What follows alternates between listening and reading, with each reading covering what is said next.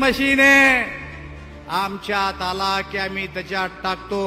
हे washing machine मध्ये Nirma powder टाकतो, गुजरातचं निरमा पावडर, आणि मग आमच्या लाईनीत उभा करतो. पहा त्याला.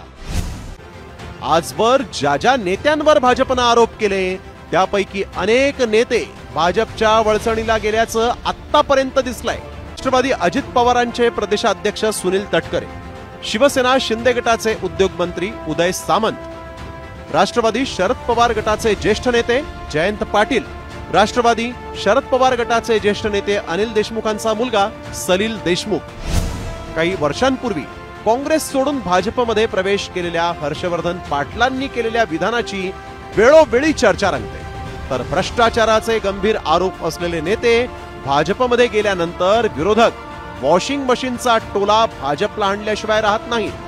काय नाही, मस्त आहे बघा, निवांत आहे, शांत झोप लागते, काय नाही, चौकशी नाही, काय नाही.